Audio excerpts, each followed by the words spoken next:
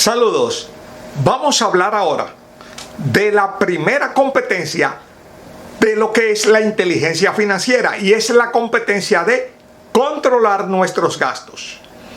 Controlar nuestros gastos es fundamental porque significa reapropiarnos del control de nuestras finanzas y reapropiarnos del control de nuestra vida. ¿Por qué? Porque nosotros invertimos nuestro tiempo, es decir, nuestra vida, porque el tiempo es un nombre que le damos a la vida. Una hora de tiempo es una hora de vida. Entonces nosotros invertimos nuestro tiempo en producir unos ingresos. Si nosotros no tenemos control sobre cómo usamos esos ingresos, si simplemente nos estamos dejando estimular, impulsar, camelar, seducir por la publicidad, por los anunciantes, por los comerciantes, y estamos dilapidando y despilfarrando nuestro dinero, nosotros entonces estamos en una vida que no tiene control, estamos descontrolados.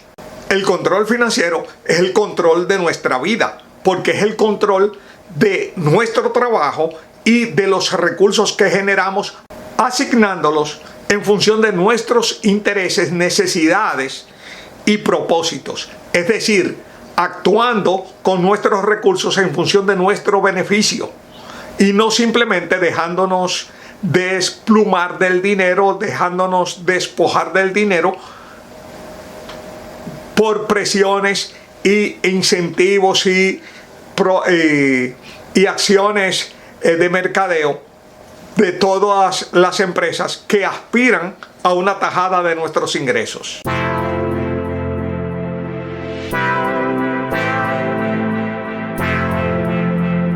Entonces, ¿cuál es el primer paso que tenemos que dar en el control de nuestras finanzas? Bueno, el primer paso es anotar escrupulosamente todo lo que gastamos. El registro de nuestros gastos es fundamental. ¿Por qué? Porque nos va a permitir saber no solamente cuánto asignamos y en qué se nos va el dinero, sino qué proporción tiene cada una de las áreas donde nosotros asignamos dinero dentro de la estructura de nuestros gastos.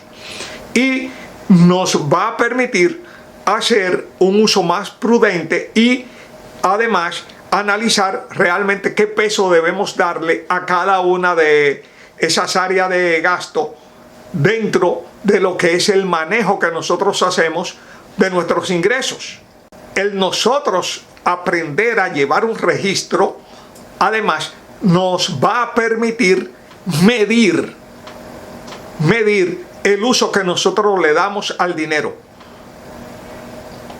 Y como dice Edward Deming, el padre de la teoría y la escuela de la calidad total, lo que no se mide no se controla. Así que para nosotros controlar nuestro dinero tenemos que medir en qué lo gastamos.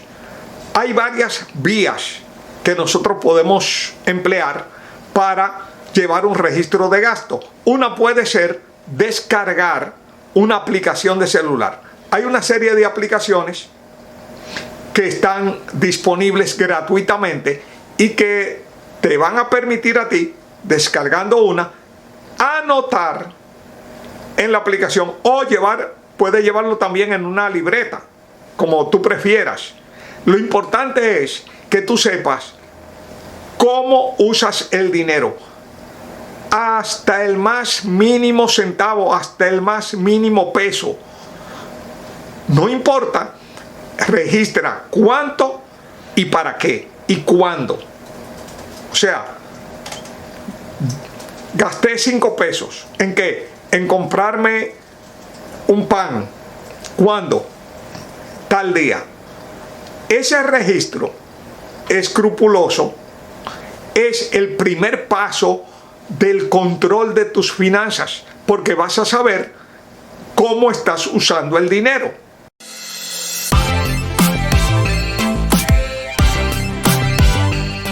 Ahora, tomando la primera semana, vamos a hacer esto semanalmente para llevar una estructura lo más práctica posible del trabajo. Imagínate que tomas y registras durante toda una semana en qué gastaste cada centavo que usaste en la semana. Ahora, al final de la semana vas a estructurar, puedes ponerlo por notas, ¿verdad? Vas a ir agrupando cada uno de estos gastos en una de estas categorías. Por ejemplo, ¿cuánto se te fue en supermercado? O sea, compra de comida.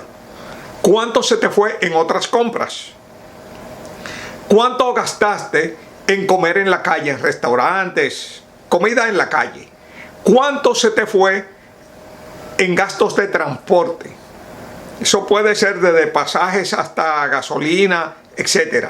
Luego, ¿cuánto se te fue en gastos de telefonía, comunicación, internet, etc.? Luego, ¿cuánto se te fue en pago de electricidad y otros?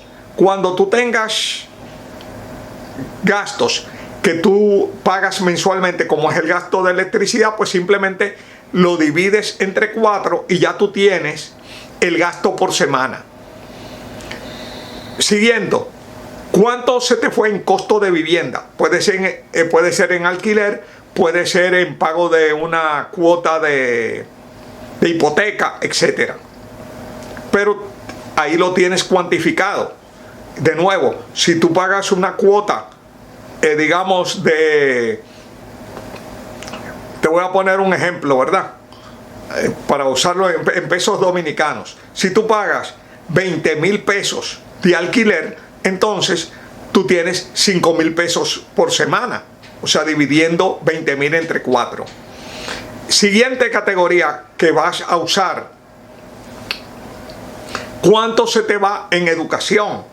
Puede ser desde tu educación personal a pagos de colegios para tus hijos, etc. Pero lo tienes cuantificado. Siguiente categoría. ¿Cuánto se te fue en recreación? Las diversas actividades de diversión o placer que implican siempre algún tipo de erogación. Entonces, agrupas todo lo que se te fue en recreación en esa categoría. Siguiente, ¿cuánto se te fue en fiestas y tragos, etcétera? Algún tipo de actividad social que tú realices. Ponemos fiestas y tragos, pero puede ser cualquier otro tipo de actividad social. Luego, ¿cuánto se te fue en ropa? Incluyendo calzados, etcétera. Luego, ¿cuánto se te fue en la semana en compra de muebles o en gastos, compra de artículos para el hogar? Luego, la siguiente categoría, ¿cuánto le diste a tus hijos o cuánto le diste a tus padres? Luego, además de eso, ¿cuánto se te fue en gastos de salud? Que puede ser compra de un medicamento o compra de un suplemento nutricional o hasta gasto de clínica, consultas, internamientos, etc. Luego, otra categoría. ¿Cuánto se te fue en imprevistos? Y, por último, ¿cuánto se te fue en la semana en mantenimiento? Tanto mantenimiento, por ejemplo, de un vehículo como tanto mantenimiento del hogar. Ahora, tú tienes ahí 16 categorías distintas. Tú puedes añadir categorías o puedes restar categorías, según tú tengas eso integrado dentro de lo que es tus gastos. Pero esto te va a permitir ver qué volumen de dinero se lleva cada una de esas categorías.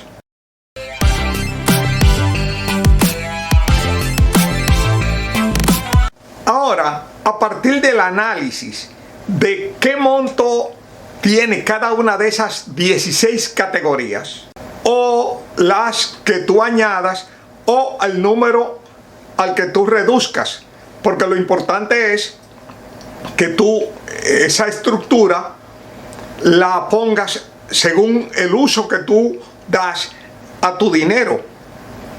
Entonces tú, evaluando eso, puedes ver qué porcentaje de tu dinero, del global de tus gastos, se lleva cada una de esas categorías.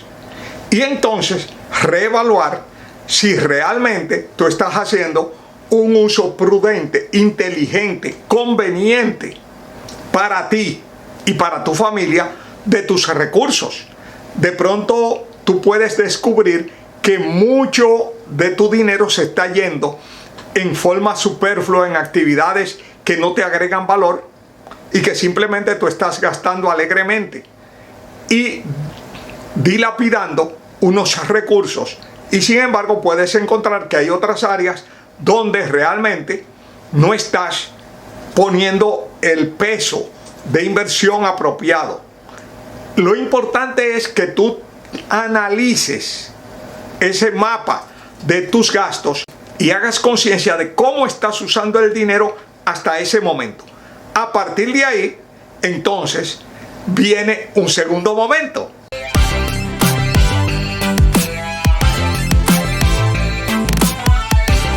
Ahora, con ese mapa de esas 16 áreas, tú vas a reajustar cuánto vas a asignar en cada una de esas categorías. Es ideal que tú no solo lo hagas en términos de cantidades concretas, sino en porcentajes. Es decir, que tú sepas qué porcentaje de tus gastos se va a llevar cada una de esas categorías. Cuánto se va a ir en supermercado, cuánto se va a ir en otras compras, cuánto se va a ir en restaurantes y comer en la calle, cuánto se te va a ir en transporte, cuánto tú vas a asignar a gastos en comunicación, cuánto vas a asignar a pago de electricidad y otros servicios, cuánto tú vas a gastar en vivienda, cuánto vas a asignar a lo que es educación, cuánto vas a asignar a lo que es gastos de recreación, cuánto vas a asignar a gastos en diversión, fiestas y tragos, cuánto se te va a ir a ti en gastos de ropa, cuánto vas a asignar para compra de muebles y artículos para el hogar, cuánto vas a asignarle a tus padres, cuánto vas a asignarle a tus hijos, cuánto vas a invertir en salud, cuánto vas a invertir en imprevistos, o sea, va a tener un fondo para uso de imprevistos, y cuánto vas a gastar en mantenimiento, tanto en cantidades como en porcentaje. Y ahora una herramienta que puedes usar es el sistema de sobres.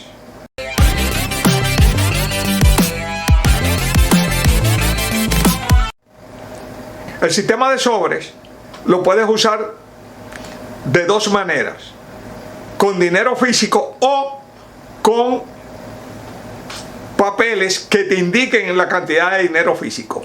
Es decir, que tú puedes poner un sobre con 4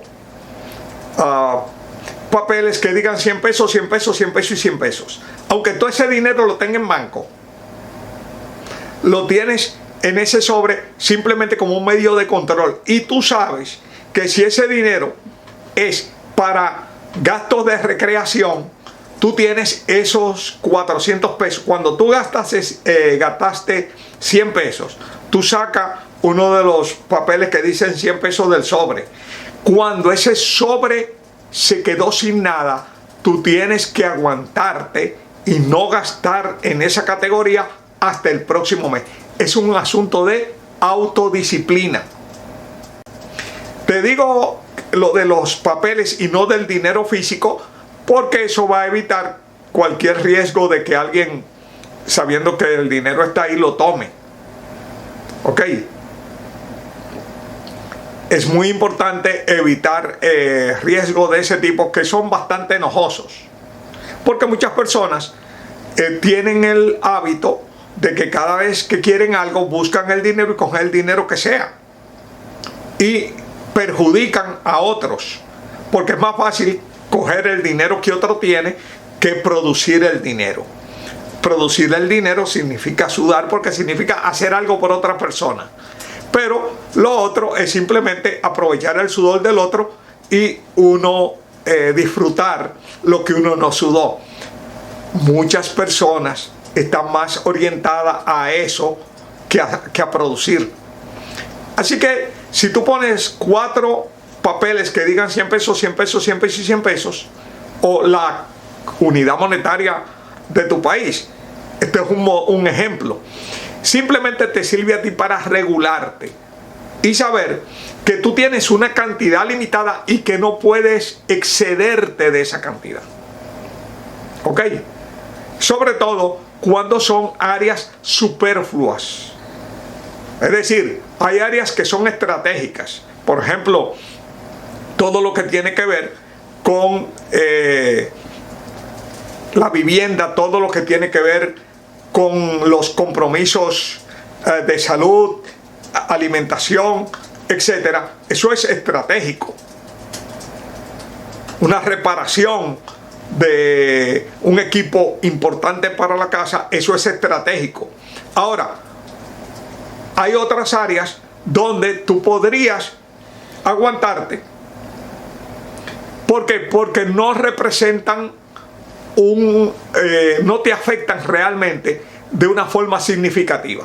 Entonces, cuando se te acaba el dinero en una categoría, tú no te prestas, tú te aguantas.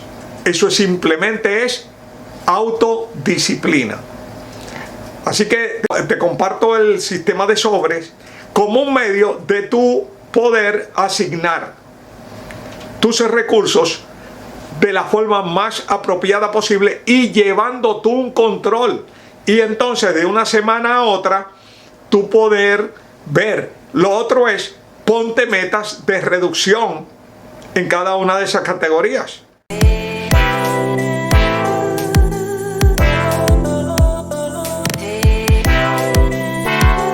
¿Cuánto quiero consumir en supermercado? ¿Cuánto quiero consumir en otras compras? ¿Hasta cuánto quiero bajar lo que es comer en la calle? ¿Cuánto yo quiero bajar en fiestas y tragos? ¿Cómo yo puedo reducir los costos de transporte? ¿Cómo puedo reducir los costos de pago de servicio como electricidad, telefonía, etcétera? Es decir, ponernos metas de reducción. Y eso nos va a llevar luego a elaborar un presupuesto, de lo cual vamos a hablar en su momento. Pero lo más importante es, no es solamente yo saber en qué gasto, sino yo ponerme en cada una de esas áreas una cantidad limitada y una meta de reducción, porque recuerda que lo más importante es que nosotros podamos generar un excedente. ¿Por qué? Porque ese dinero es de consumo y lo que tú consumes, ese dinero no lo tienes. Así que tú eres usuario de lo que consumes y solo dueño de lo que te queda. Pues una de las cosas que tenemos que lograr es que nos quede dinero. ¿Ok? Ir construyendo un excedente.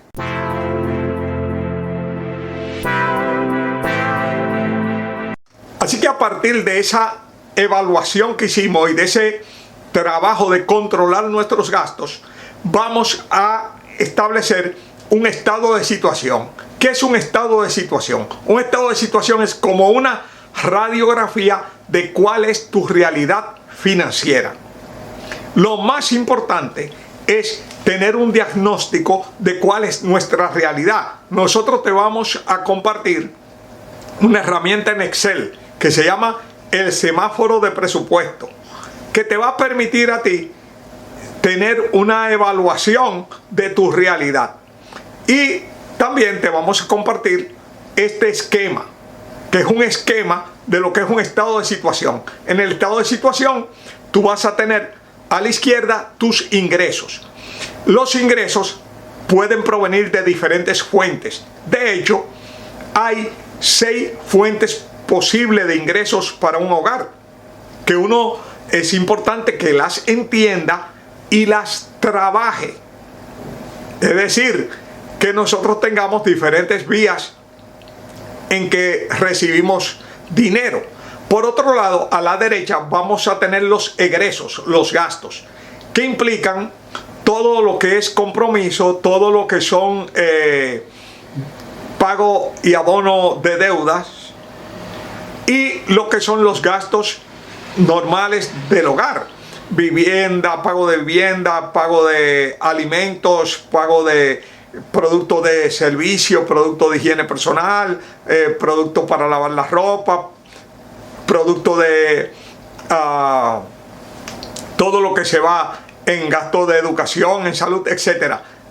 Es decir, por un lado nosotros tenemos cuánto nos está entrando y por qué vía, y por otro lado cuánto estamos egresando, cuánto estamos pagando y por qué categorías. Entonces, cuando nosotros tenemos los ingresos y tenemos los egresos, al final nosotros comparamos ingresos contra egresos y podemos definir cuál es nuestro balance. Y nuestro balance puede ser con un superávit, es decir, que tenemos excedente, que es lo que tenemos que buscar, que nos sobre dinero. O podemos tener un déficit.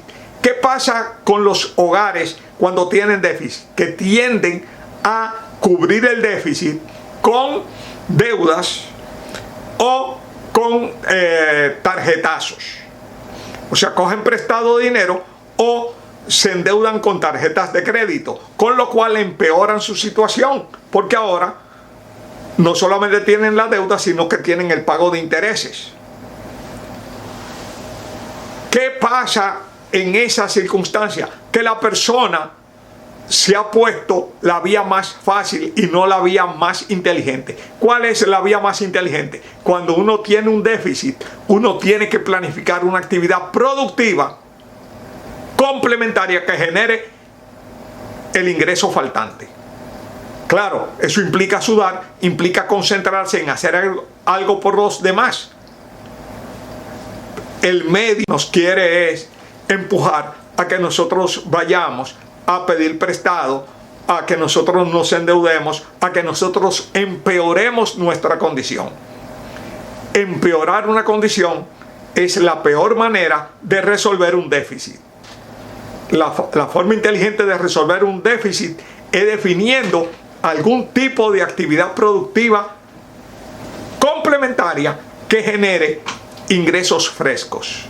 De eso vamos a hablar.